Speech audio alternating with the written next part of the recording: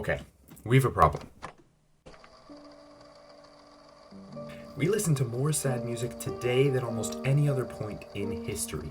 And sure, after a breakup, a little Radiohead goes a long way. But what if this obsession with processing our emotions starts to do more harm than good? Let's talk about sad music.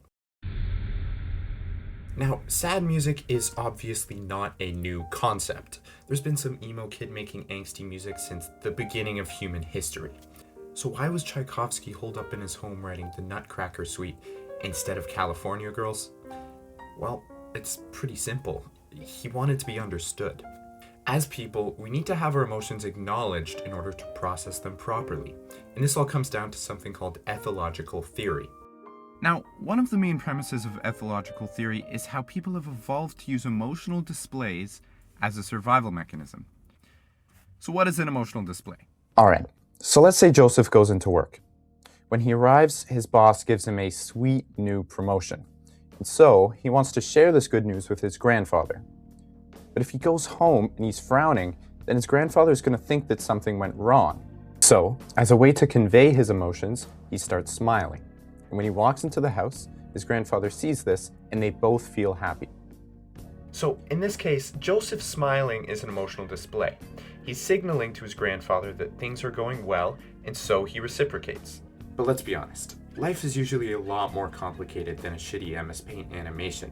In reality, with negative emotions, we tend to suppress them instead of expressing them freely. That's why we turn to sad music. It functions as a form of substitute to the emotional display, giving you the feeling of being acknowledged without you having to risk being vulnerable yourself. And this is where we start to see some problems. Let's bring a little Detroit to town. A little bit of Radiohead. Amazing grace, how sweet the sound. I'm sure almost all of us have felt depressed at some point in our lives, and if you have, you know what it's like. You want to have some time to sit and reflect, so you bring a little Detroit to town. A little bit of Radiohead. And you know what? It feels beautiful to be able to relish in those emotions and feel understood like never before. But when you finally want to just get over it and face life again, you might find it's a little more complicated than that. You may want to keep listening to this music, feel that raw emotion that you just can't get anywhere else. And then your depressive thoughts get worse, and it's even harder to be happy than before. Scientifically, this is driven by two things: the release of the hormone prolactin and the activity of the default mode network, or the DMN, as I'll be calling it. Now, normally, prolactin is released to soothe us after crying, one of those emotional displays I mentioned earlier. Once this hormone is released, it signals to the DMN, the part of the brain responsible for mind wandering and self-reflection, to shut off. And in a healthy mental state, this system works incredibly well. You can have your time to cry and reflect on your emotions, and then that part of the brain switches off so you can focus on what you need to do. But when you're depressed, this system breaks, and the DMN doesn't fully shut off when it's signaled to. In this way, you're still releasing the hormones that reward you for processing your emotions, but you're actually still stuck in that loop of negativity. And this creates a situation where instead of participating in that emotional display and getting over our emotions, we're actually rewarding ourselves for remaining depressed.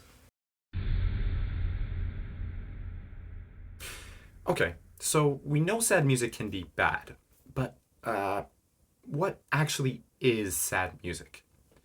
Now, I know this sounds obvious, but I promise there's a reason for the question. You see, the music that makes us feel sad is not just music with sad lyrics. In fact, different genres and styles of instrumentation can affect our emotional processing differently, causing some styles of music to feel more sad than others.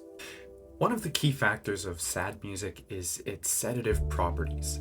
If you look at most popular music genres like hip-hop, rock, and dance, they all have dynamic properties that keep you alert.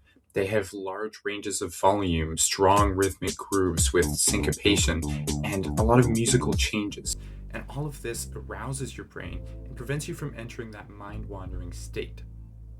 But if you listen to artists like Radiohead, Daniel Caesar, Billie Eilish, and so on, you'll notice that a lot of these songs aren't very fast. They're a lot quieter, the instrumentation's more lackluster and subdued, and this state of low arousal is what causes the DMN to activate and start mind-wandering. The style of singing also affects the activation of the DMN, or rather, how our brain views music as an emotional display.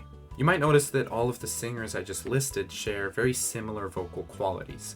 Their voices are softer, quieter, it almost sounds like they're whispering. And this darker style of singing evokes a more emotional response in the brain because it's closer to a real human voice. So you might be wondering, what about instrumental music? It doesn't have lyrics to relate to or human vocals, so surely that's the best option. Well, yeah, actually, a lot of instrumental music can be a lot better for processing your emotions without getting stuck in that loop of rumination that we talked about earlier. Now, of course, there are exceptions to this. Certain instruments like the saxophone and violin can kind of mimic the tonal qualities of a human voice and cause you to relate to it in that same way. But for the most part, many instrumental genres like classical, lo-fi, and jazz can be great for reflecting on your emotions without spiraling negatively. So, why am I talking about all this? Well, I think it's kind of cool, but ultimately, it's to tell you that you don't need to avoid sad music altogether.